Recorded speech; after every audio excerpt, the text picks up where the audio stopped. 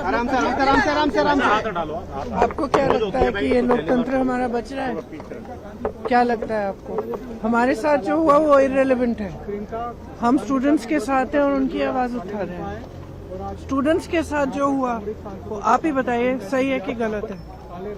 बच्चे हैं सारे, प्रोटेस्ट कर रहे हैं, कोई ऐसे ऐसे प्रोटेस्ट नहीं है, जेन्युइन इशू है, जेन्युइन प्रॉब्लम है। सारे इस देश के सारे माँ बाप जानते हैं, इस देश के सारे स्टूडेंट्स जानते हैं, इस देश के सारी टीचर्स भी जानती हैं, सब जानते हैं।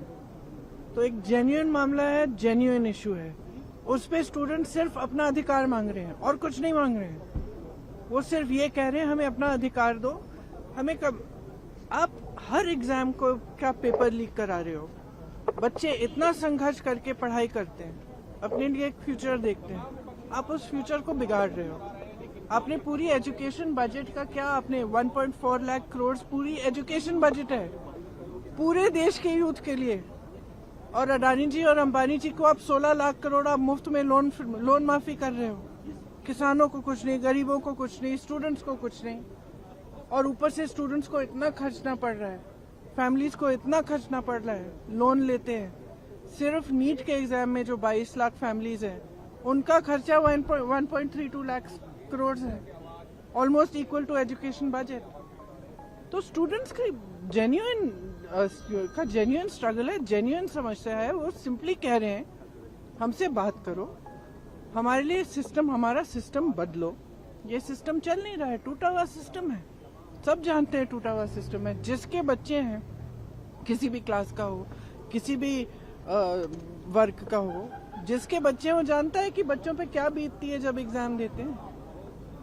और आप सोचिए कि 26, 27, 28 साल के बच्चे बार बार एग्जाम दे रहे हैं, बार बार पेपर लीक हो रहा है, अपनी नियुक्ति का वेट कर रहे हैं, नियुक्तियां नहीं हो रही हैं, तो फ्यूचर तो बर्बाद हो रहा है ना सबका। ऊपर से आप जॉब्स क्रिएट नहीं कर रहे हो। प्रदर्शन को अलोकतांत्रिक बता रहे हैं। हमारा प्रोटेस्ट अलोकतांत्रिक है। लोकतंत्र में सबसे बड़ी चीज क्या होती है? फ्रीडम ऑफ एक्सप्रेशन और right to protest, peaceful protest.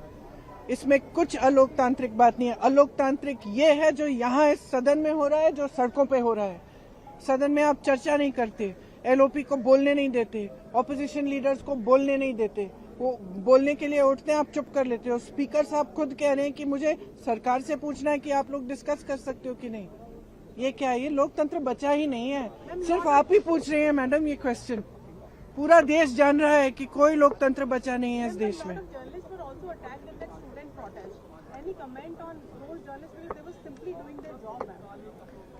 Look, it's very clear. We are against violence. We have always been. This is the ideology of our party. It's the ideology of our nation. Mahatma Gandhi fought for freedom. It was a unique revolution in which there was zero violence on their part.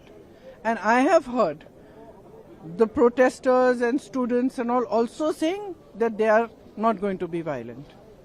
So if people have got hurt, police people have got hurt, or journalists have also got hurt along with the students, it's unfortunate.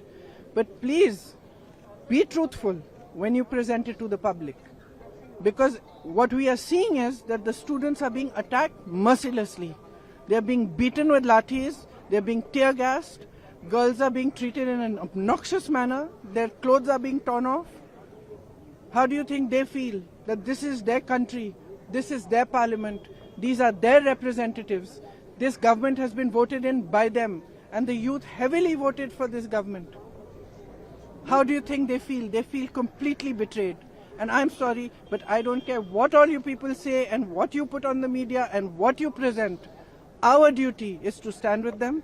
Our duty is to raise our voice in their support, and our duty is to fight for our democracy, and we will do it. गर्मियों की छुट्टी होने वाली थी, मेरे पापा आने वाले थे, तो हम लोग सभी खुश थे। तो मैं बेड पे चढ़ के डांस कर रहे थे, डांस कर रहा था, लेकिन वो पहले ही आ गए।